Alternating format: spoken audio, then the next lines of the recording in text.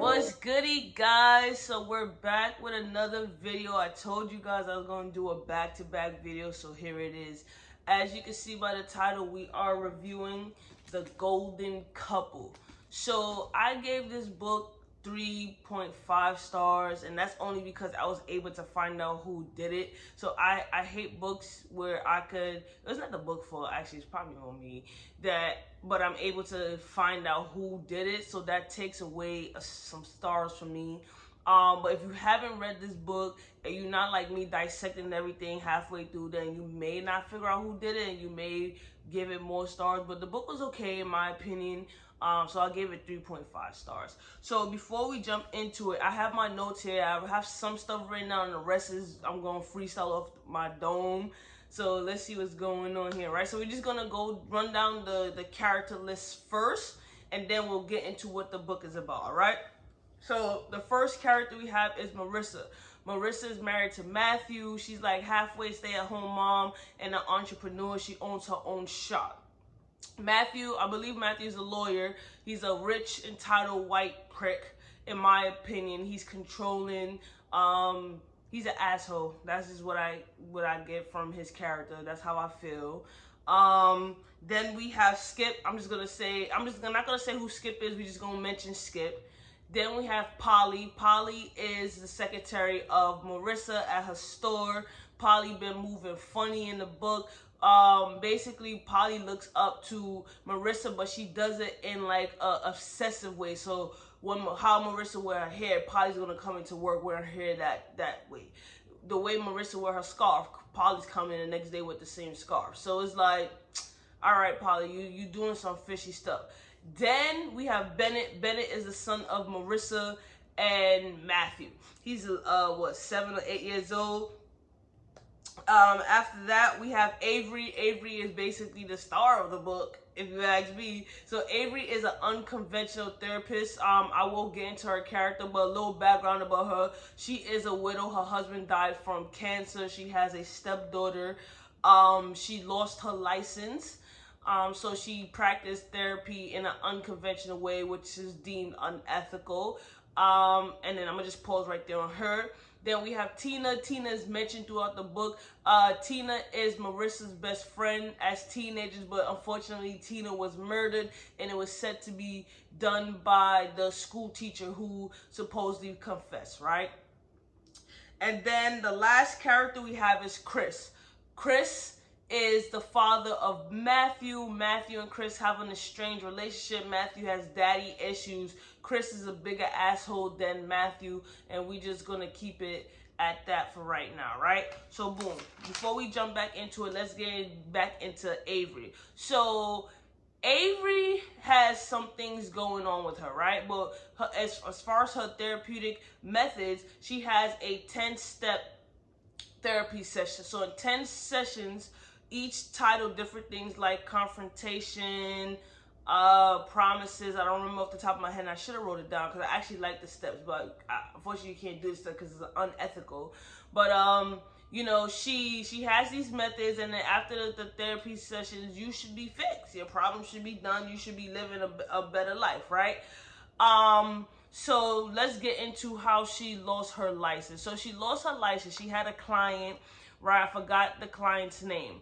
And the client was married to a master manipulator gaslighter. So she was treating him, and one day, she snuck into their house while they was arguing, and she videotaped the argument. During the next session, she showed him the argument, and that's when he realized, like, you know, I'm really being mentally abused by her, and he divorced her, he left her, he moved out.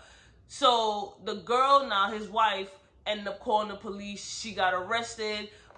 He basically stood up for Avery. He's like, no, like, I invited her in my house to videotape with my consent. So that's how she didn't end up going to jail, but she lost her license because it was unethical, right? So she felt, when she lost her license, she actually praises the fact that she lost her license because she felt that she had an awakening. So 2 cases allowed her to feel awakening to become the therapist that she is now. Right? So she felt that she would do better in her therapy sessions if she wasn't bounded by the ethical rules of the profession. So when she did that, she realized she could quicker cure her clients than if she was doing it the ethical way, right? So that's how she lost her license. So the other part of what's going on with Avery, and this is all important, is that Avery is being stalked, harassed, threatened, right? So Avery had a client named Finley. So Finley worked at a pharmaceutical company. One day, Finley forgot something at her job after hours, so she went back to the office. When she went back to the office, she heard the boss and somebody else talking about the clinical trials of a new drug that's supposed to be dropping in a couple of weeks, right? So what she overheard was that during the clinical trial, it's like 1 out of like 100 out of something like that. The numbers was large. Died from the drug, and the drug is basically not ready to be distributed to the public. So long story short, the drug then passed FDA. They tailored the what you call it, the findings, so the FDA could pass it, and then the drug is being pushed out. Finley sought the help of Avery because she's feeling guilt, like she wants to tell somebody. So she confided to Avery during her therapy sessions, supposed to be confidentiality, and Avery was just like, thousands of people are going to die. So Finley didn't want to say anything. She's walking around, she's scared and all that extra stuff. So Avery took it upon herself to phone in a unanimous tip with the FDA. So once Avery phoned in that unanimous tip, investigations were done. The pharmaceutical companies, they started losing money. It was found out to be true. And then right after Avery called in that tip, people started coming after her, threatening her, because they want the name of the person who divulged the information to her. But Avery refuses to give up the information because, once she did that as well, she really got that real awakening, like, I could do real good the unethical way. So she refuses, and Avery, Avery has to look over her shoulder and stuff now. But Finley wasn't mad that Avery did that, because obviously, she saved a couple people, thousands of lives. Finley quit her job. But in my head, it makes sense, like, the pharmaceutical company, everything's blown to proportion. Finley quit her job. Like, yeah, I don't know who did it. Like, it's common sense, right? But then I guess they couldn't figure it out because they didn't see Finley when she went back into the office or whatever. So, Finley quit her job. She moved away, and Avery feels good about what she did. So she doesn't care about losing her license. So after she lost her license, the cases was in the news. Not the FDA case. The case with the man and wife. She was publishing like the Washington newspaper, so she winning awards and all that. Excuse me, guys. So that's how she got on the radar of people threatening her, right? So just remember all that as well. So she got that going on, and then she got the case of Marissa and Matthew, right? So now let's jump into the book. I'm gonna try to make this video short. I always say that. I don't know. Anyways, so the article about Avery and her unconventional therapy ways was sent to her by a friend. So Marissa calls Avery and is like, I'm seeking your services. I have to tell my husband something. So Avery goes through the initial screening, and she ends up meeting with Marissa and Matthew. So the way Marissa ended up getting Matthew to the therapy session at Avery's house is that, my son Bennett, he's going through some stuff. He's being bullied, So when they get to the therapy session, fast forward a little bit, Avery's like, Marissa, does Matthew really know why he's here? Marissa turns to Matthew like, hey, babe, we're not here for Matthew. We are here because I have something to tell you. I cheated on you. So just give me 1 second, guys. Yeah, so he's like, I cheated on you. So Matthew starts flipping, going off, like, oh my, you cheat on me, like, the reaction somebody you would have if somebody really, really cheated on you. So he moves away from her, and then that's right there and there, his reaction and how everything's going off. That's when Avery decides that she's going to take the case, because in Avery's head, she's like, there's more to it than just cheating. So Marissa tells Matthew that the person that she cheated with it goes to her gym. It means nothing. You don't know him. But I'm like, you know, Avery sensed that too. I sensed that too. I'm like, all right, whatever. So Matthew's like, I don't know him. She's like, nah, you don't know, whatever. So she was like, that's all the secrets I have. So because Avery says that, she's like, all right, we're gonna take this case on. It's gonna be interesting because they consider the golden couple, right? A perfect marriage. So I'm like, So anyway, so fast forward now, right? There's one more character I forgot to mention. A lady named Natalie. So Natalie is the ex-girlfriend of Matthew. I should mention that Matthew also knew Tina when they were teenagers. Marissa and Matthew met as teenagers after the death of, Marissa and Matthew met after the death of Tina during that summer, right? Skip also knew Tina and Matthew, right? Okay. So I haven't forgot that, right? So boom, where we at now? So fast forward a little bit. Back at Marissa's shop, there's a note that's left for her, right? And the note says, I'm never gonna leave you alone, like I want you, da-da-da-da. So instead of, Polly was at the shop at this point. So instead of Polly calling Marissa, Polly calls Matthew. So, and I should mention that Avery did divulge that her methods of therapy are unethical. So like she follows the clients, she tracks them, like she looks them up, like she wants to get to know the clients outside of what the client is telling her. So like in therapy, you tell the therapist everything that you want to tell them about you, and the therapist has no way of knowing that you're lying away. And you got to be a phenomenal therapist to really see that if a client is telling the whole truth and nothing but the truth, right? So with Avery, she takes what the client says at face value, but she's gonna basically stalk them, right?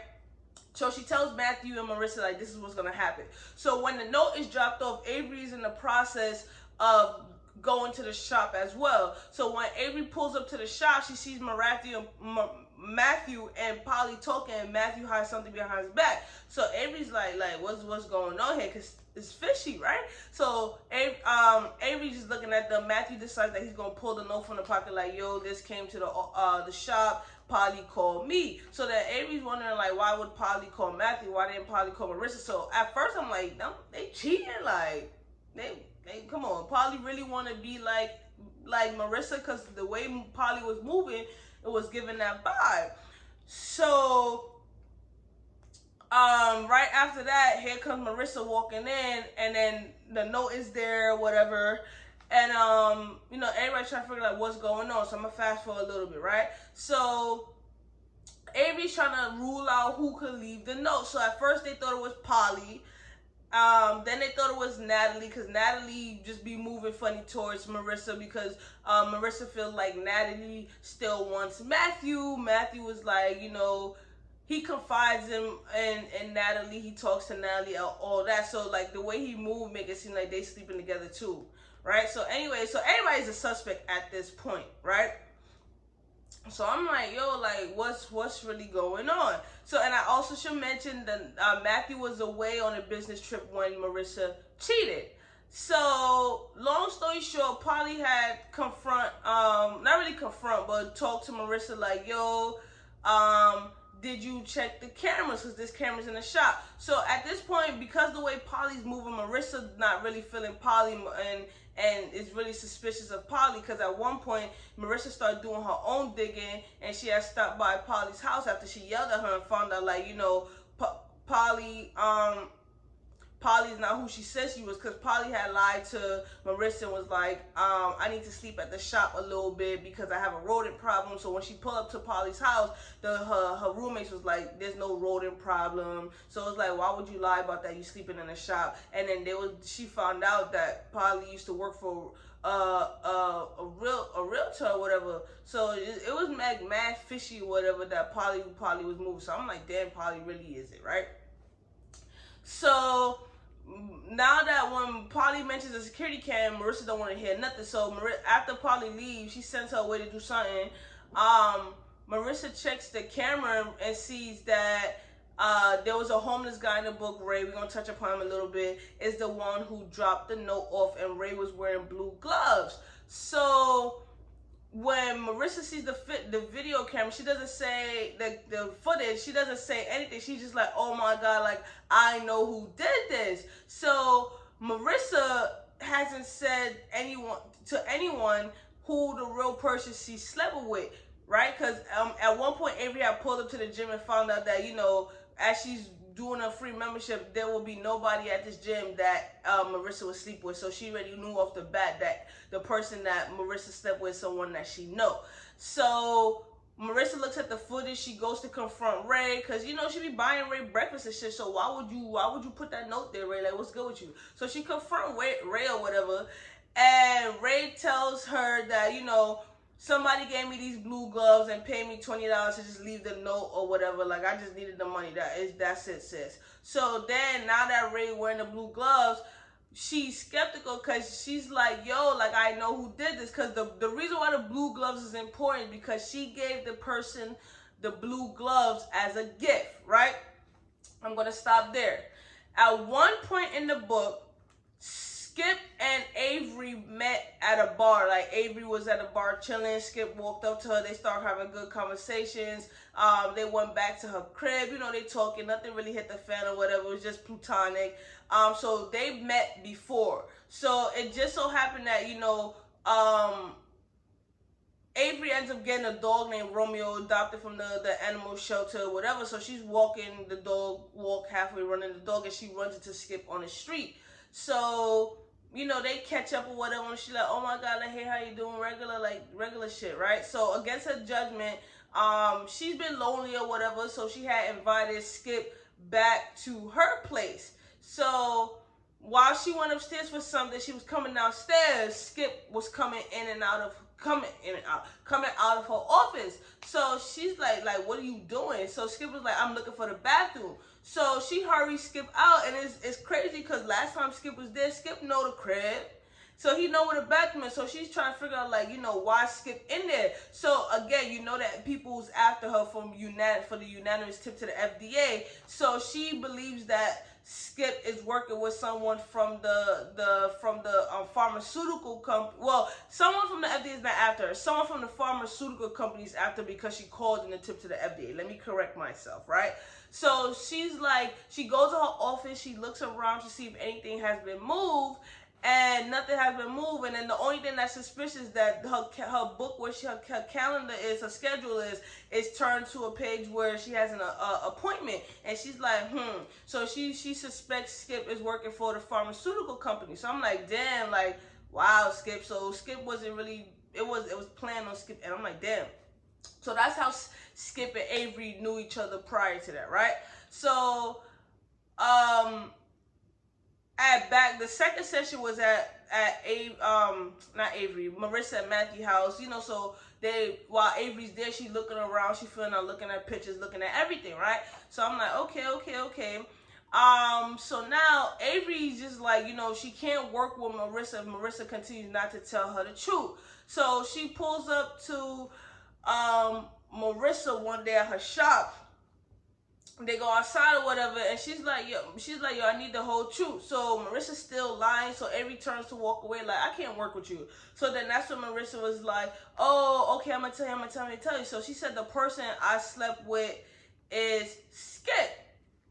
So that's when Avery put it together, like, oh, because Avery had seen Skip in the wedding photo, right? And then it just so happened that Marissa had glanced at the wedding photo or whatever, right? And then there was a piece in the book, I missed this part, right? Avery had pulled up to the Matthew Marissa house, and Skip just happened to be there. So because Skip was there, Marissa movements was uneasy. So Avery was peeping all that, and Avery low-key saved Marissa from an awkward interaction with Skip, and that's how Skip ended up leaving the crib and stuff like that. So that's how Avery was able to really figure out it was Skip is the one that Marissa slept with, because Skip had pulled up to the house and the way he was moving and stuff like that, following Marissa around and shit, right? And in the book, Matthew's just oblivious to everything. I'm just like, you don't see what Skip doing. So yeah. So now Avery know, whatever. So Avery's like, all right, we know what's going on, right? So I'm going to fast forward a little bit. So Avery gives Marissa and Matthew homework to do. So as they're doing the homework throughout each session and stuff like that, Matthew's low-key slowly coming around. So I'm like, all right, like, Matthew, you coming around or whatever. He's sleeping in the other bedroom, but he's slowly, like, trying to come into doing the homework that Avery said to do. Because at first he was very reluctant. This is a suspicious too. So Matthew's very reluctant to engage in these therapy sessions, but then it was like he just did a 180 one day. It was like, I want to work on my marriage. I love my wife. I'm just like, the way he reacted to the initial news of the cheating, and then like all of a sudden you want to make it work, like it was a little off, right? So they doing homework that Avery provide. Avery's doing her own little investigation on them and herself, right? So at the same time, I'm gonna say this part. This is important too. Bennett comes to ask Marissa about his Boy Scout knot, because he's doing knots, right, for Boy Scouts. So Marissa's like, oh my God, Bennett, like, I can't find your little rope. So she hasn't seen the rope since the night that she cheated with Matthew with Skip, and they cheated in the home that she shares with Matthew. So she couldn't find it, whatever, right? So that's a key part as well. And then we bring Chris into it. So again, Chris and Matthew's estranged. They never really had a relationship. Chris is just like, he's there. He's a prick. So one day Matthew's just like, I want to start hanging with my father. I want Bennett to see his grandfather. Bennett loves his grandfather. So they end up going to the park one day, and that's how, everybody link up, and that's where Avery first met Chris, right? And then prior to that, Matthew had confided in Avery about his dad and like what kind of beer he like. It's just like a specific beer that he liked, right? That he only drinks. It's like a back in the day thing, right? Okay, remember that too. So boom, I'm gonna fast forward a little bit. So hold on.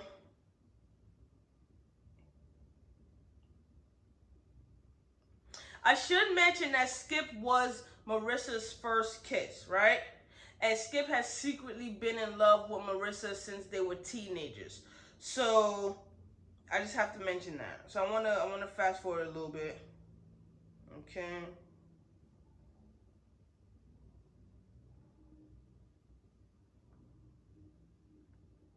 Okay.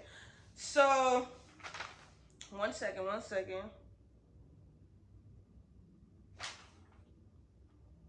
All right. So before this is the Matthew Marissa's therapy sessions. They're halfway through, so their anniversary's coming up. So before the anniversary came up, Avery tells them that plan a special day, do something good for your wife to show is coming up. So Matthew's all excited and shit like that, right? So before the anniversary, the day before the anniversary, Avery goes to talk to Matthew on a boat that he's planning for the anniversary, right? So they talking about everything, and Matthew's really telling Avery like yo, like I can't believe this, because prior to that, Marissa did tell Matthew like, yo, Skip is the one I slept with. So he's like, how could you do this to me? Blah, blah, blah, blah, blah, blah, blah, blah, blah, blah, or whatever, right? So, actually, pause, wait, make sure I get the timeline right. Hold on. Pause. I'm lying, disregard that. It was another part. I'm moving too ahead. So disregard that last part, right? So they on the boat. Matthew's talking to Avery, whatever, right? That conversation is not really important. This part is after is important. So while they're talking, Avery feels like somebody's watching them. She sees a figure, so she books it upstairs because they on the below deck, and she sees somebody taking off running. So Avery tells Matthew like, "Yo, I gotta go." So boom. So she goes. She runs in the direction that the person took off, and realizes there's a receipt on the floor. So she that was dropped. She picks up the receipt, and it's for the specific beer that Matthew fathers love and like some other food item. And those are the two things that Matthew told Avery that his dad likes. So Avery put it together like, yo, Chris is the one that's after me, right? And it's the name to a bar that's right across the street from Matthew's job. So she puts it together like, Matthew doesn't like that beer and it's only Chris. So now she's figuring shit out, right? All right, so boom. So now this is the day of on the anniversary. So before I get into that part, I should say that on the day of the anniversary, Avery is in the park running with her dog, right? So as Avery's running with the dog, she gets stopped by Skip. So Skip tells her, you know, I'm not a threat to you. I need to tell you something. It's not about Matthew and it's not about Marissa. It's about Matthew's father, right? So while they're having that conversation, we taking it back to the scene at Marissa's house. So Marissa's preparing for the anniversary. Matthew tells Marissa, like, I'm about to drop Bennett over to a friend's house. I got everything. So she's just like, oh, wow, like, you know, whatever. So while Matthew's dropping Bennett, Marissa is wrapping a Rolex that she got for Matthew. So Matthew loves watches, you know, rich people, whatever. So she's like, oh my God, like I ran out of tape. And the closest place to get tape is in Matthew's study.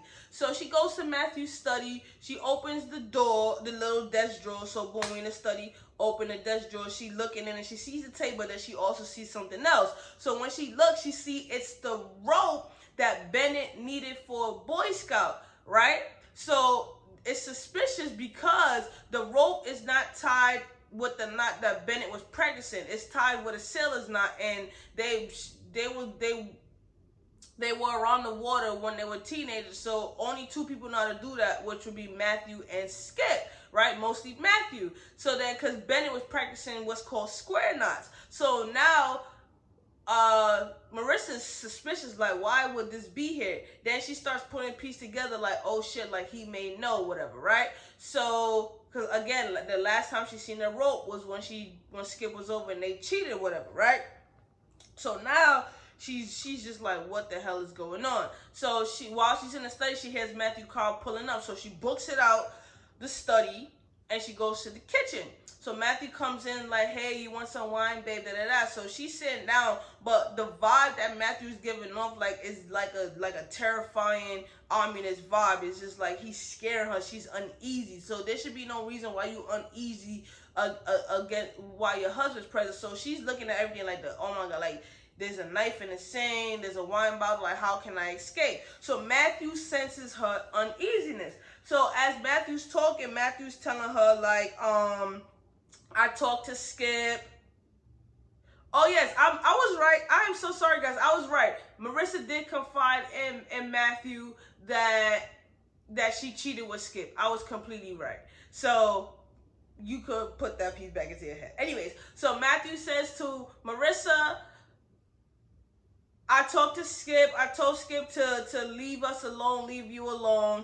And then when he says that, Marissa's body language says like, just shows that she's sad. Like, why would you do that? Like, why would you tell Skip to whatever? So she's thinking like, I'll never talk to Skip again. So Matthew looks at her like, you okay? She's like, yeah. So Matthew moving funny, but he's like, you want some wine and stuff like that. So she's putting two and two together. And then that's when Matthew was like, I know about the affair before you even told me. Did you think I would have found out? So when he came home, you know, he had checked her phone and she did a good job of like cleaning up the evidence, like putting the wine that they drank on the bottom of the trash can, the peanuts or whatever thrown away. But what she didn't do is delete her call out. So there was a 45-second call that came from Skip. So the call is not enough for someone to catch up, but it's enough to tell someone to come over. So that's how Matthew was like, Skip came to the crib. And then Matthew knew that he took the trash out when he got home. So he saw the bottle of wine, and Marissa never drinks a whole bottle of wine by herself. And then the peanuts, Matthew is the only one that eats the peanuts that was there, along with Skip. Marissa didn't eat that, neither does Bennett. So when the peanut can was empty, Matthew put two and two together. So I'm like, she threw the evidence away, but like Matthew really was going hard. Like, damn. Like, he was digging in the trash and shit, you little trash digger. So, anyways, Matthew then, pulls out a gun on Marissa and was like, yeah, shit's about to get real. So Matthew had called Skip. Again, Skip is in the park with Avery having a conversation, right? So when Skip picks up the phone, Matthew tells Skip pull up to the crib, right? So, this is all going on at the same time. So Skip, as Matthew's pointing the gun to Marissa, he's telling Marissa, like, this is gonna be this is how it's gonna go down. Skip basically about to get framed for killing you, and then I'ma kill Skip because Skip killed you. So Marissa's lost, like, what the fuck is going on, right? So while Matthew is saying all this, Skip comes busting through the window, Matthew's window, in his study. So Matthew's like the guest of honors here, whatever, right? So as Skip comes through the window, he's like, don't you hurt her, don't you hurt her. Skip is like, oh, you really love her, whatever. So long story short, Matthew has always been jealous of Skip because Matthew's father, Chris, prefers Skip over him. And so did Tina. So everybody's like, why are you mentioning Tina? So he tells both of them, I killed Tina. Like, the teacher didn't kill Tina. So there was one point in the book where Marissa had questioned Matthew about why did she lie for Skip that night. Because when Tina... Okay, so this is how that night went down. I don't think I told you guys. They was all at a bonfire. Tina was doing, like, whole shit. Marissa and Tina had gotten into an argument. Tina stormed off. When Tina left, Marissa stayed there. Matthew and Skip both went off. Skip had went to work on his boat, right? And then we don't know where Matthew went. So while Matthew is holding the gun to Marissa and Skip, he says, prior to that, when Marissa asked Matthew the question, why did you lie for Skip? He said, oh, because I didn't want Skip to lose his scholarship. If people knew that Skip was working on the boat where Tina got murdered, they would have suspected it was him. So, I was doing him a solid. So Marissa, felt okay with that. But all these years, she wondered why Matthew lied for Skip, right? So now that Matthew's pointing the gun at Marissa and Skip, he's saying, like, Tina prefers Skip over him. So everybody's confused as to what he's talking about. So he's like, imagine Tina's surprise when she turned around, she thought it was you, Skip, chasing after her, and she found out it was me. So Tina low-key was in love with Skip, but Skip was in love with Marissa. And again, Marissa and Skip shared, that was their first kiss, whatever. So because Tina rejected Matthew, Matthew killed Tina, right? And then Matthew went home. It just so happened that I forgot how it happened that Skip went over to Matthew's house, but that's how that went down, right? So now Marissa hears this, like, oh my God, like, my husband is a fucking monster. So at the same time, when Skip was driving over to the house, Avery and Skip had came up with a plan, like, yo, you're not telling Skip, like, you're not going over there by yourself.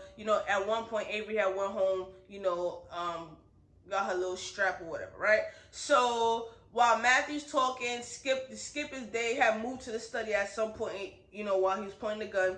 Matthew has the gun pointing on Marissa, and Skip is still in front of the window. So this is the window right here. I'm Skip, right? So Skip falls back through the window, right? So when Skip falls back through the window, I'm trying to have you picture the scene, right? So I'm Skip, Marissa, Matthew's right there. Before Skip fell through the window, he heard a sound. He knew it was Avery coming through the back door, right? So, okay, Skip falls through the window. Matthew pushes Marissa to the ground because he's like, he needs Skip. He needs to kill Skip in order for his plan to go through. So now he's about to chase after Skip through the window. Once Matthew pushed Marissa to the ground, Avery was standing in the doorway. Avery shot Matthew, right? So she shot Matthew right there. Matthew's dead. Boom. So that's that. Matthew's dead, right? So now everybody know who killed Tina. Everybody know that Matthew's dead. Now we're gonna go back to Avery a little bit. So before Skip and Avery ran off to save Marissa at the house, Skip had told Avery in the park, like, you need to watch out for Chris. Chris is Matthew's father. Avery was like, why? So, you know, Avery already suspected, like, Chris was the one who was doing everything, right? So Skip basically tells Avery that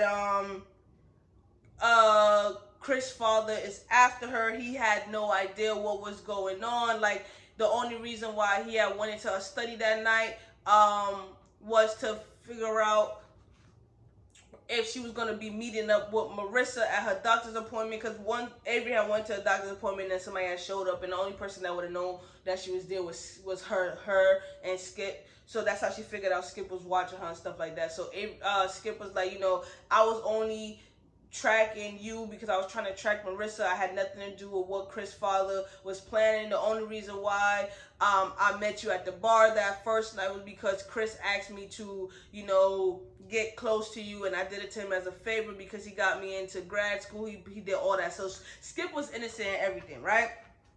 So now Avery's like, So Marissa goes back to work after the shooting. Polly tells Marissa, like, you know, the only reason I was moving funny because Matthew basically paid me to keep a close eye on you because you guys are trying for a baby, you have a fertility issue. So the reason why Polly was moving funny like that, bringing her tea and all that extra stuff, because Matthew did it. So Polly was really innocent, right?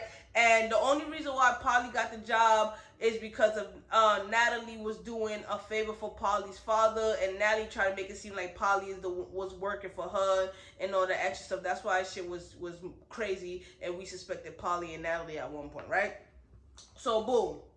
So Marissa decided that she's gonna hold a little memorial for Matthew for the sake of Bennett. So at the little memorial, the memorial's in the park or whatever, she doesn't tell Chris that Avery's coming to the memorial. So when Avery pulls up to the memorial, she steps to Chris like, you know, I'm so sorry for your loss. So Chris tells Avery, like, you know, I lost my son at the age of 16. So the night that Tina died, Matthew came home with blood all over his shirt, right? So Chris seen that. Chris didn't say nothing, but the mother covered it up. And then Matthew told his mother, like, basically say that, you know, me and Skip was together all night, whatever. So that's how he got away with the murder. But Chris already knew what his son was capable of. So I'm like, yo, like, it goes back, like, you know the monster that your son is and could be coming. You're not gonna say nothing, like an innocent girl lost her life. But again, you know, that's another discussion right then and there, right? So as Avery and Chris is talking, Avery gets the feeling that, you know, Chris might know that she know. Chris looks at Avery, they eyeing each other, whatever, and basically, long story short, Chris realizes that Avery knows about him tracking her, right? So Skip had told Avery at one point the reason why he referred Marissa to her because he suspected a long time ago that Matthew was dangerous and that he wanted Marissa to get help to see that, you know, she needed to get out that marriage. But what Skip didn't account for is Marissa bringing Matthew to therapy with her. So that's how Skip got involved. So Skip is the friend who referred Marissa to Avery. Now Chris came into play where before Avery knew of Skip, Bennett, Matthew, Marissa, Avery had came onto Chris's radar. So Chris is a big higher up, right? He was employed by the pharmaceutical company. So he basically is the person behind who does the dirty work for these big corporations, right? So when Avery called in a unanimous tip, it wasn't unanimous, the case got to Chris's desk, and they basically asked him to handle it. So the way he handles it, you know, like, he handles whistleblowers, like, he kills them, like, he he threatens them, this, that, and the third. So that's how Avery ended up getting on Chris's radar, and which is why he was sending people to stalk her, threaten her to get the name Finley's name, but Avery refused. So while they in the park, they looking at each other. Chris is like, you know, Skip told you everything. So Avery's like, yeah, he told me everything. So Avery's like, you know, one thing I pride myself in when I do my work with my clients is I get to know my clients, right? So she said I get to know where my clients work and stuff. So basically she's looking at Bennett as Bennett's running up to them, and she was like, you know, one thing I know about Bennett is where he go to school, that he'll be taking the school bus.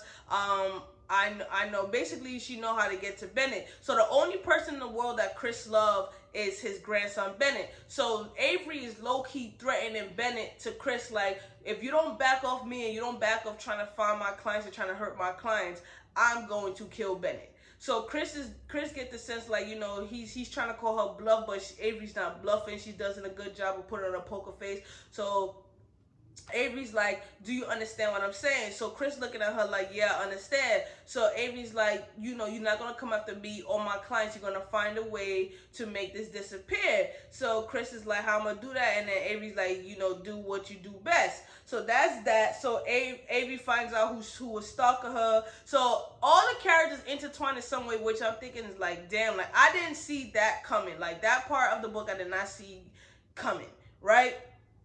So I'm like, the author did a good job of really intersecting the characters together. So towards the end of the book, the investigation opens back up to against Matthew, and I mean for Tina's case. So the school teacher that was in jail, that was in jail for Tina's murder, is released because he had recanted his confession. The only reason why he confessed was for the simple fact that, you know how cops are, like, they scare you and bully you into confessing to something that you didn't do. So that's how he ended up in jail. And then towards the end, you know, Marissa only had one more session left, which is the 10th session, which is promises. So she didn't do that session yet. So Avery basically tells her, you know, you have one more session. When you're ready, let me know. She knows that Marissa's going to come to her sooner or later. Towards the end, Marissa is staying over at Skip's house with Bennett. Right now they consider to be friends, but we already know that they don't get together. Like, they was meant to be together. She really loved Skip. It just so happened that Matthew came into her life when she was vulnerable, right? And that's how the story ends. So like I said, you guys let me know if you think this was a good story. Like I said, the only reason why I rated the book 3.5 stars because I knew, based off everything that was occurring in the book, we already knew that it was Matthew. Like, you could tell it was the husband. It's usually the husband. Like, it was too much evidence in the beginning pointing towards Skip, and that's what these books try to do. Like, oh my, like, they try to really get you to think the first person that you think of is it, and the evidence was pointing towards Skip, but I'm like, Skip, the way Skip was moving, he wasn't moving as he was a threat. He was moving as he was trying to protect someone that he loved. That's the feeling I got from Skip. I didn't get no threatening vibes from Skip. I got threatening vibes from Matthew because of how his personality and character was seen in the book. And I'm like, hey, something is off. Like, something is off. And then the 180 would not want to do therapy, then want to do therapy. I'm like, you don't change your mind that quick. Especially men. Men are emotional. So I was like, yeah, I figured it out halfway through the book, and then, you know, the other plot twist I didn't figure out, so it was good to hear that. But once I find out who the killer is, it's like, it's over for me. But yeah, that's the book. I got all the most of the other books. Some of the books that you guys recommend, I'm gonna go to the library and get those. And then again, I am traveling, so I don't know when the next video is gonna be after this one. But you guys got 2 videos out of me in a week, so I'm gonna give myself a round of applause for that. No, I'm just joking. But thank you for the continuous support. Drop in the comments, you know, drop your recommendations. Let me know what you guys think. And until next video, your girl is out.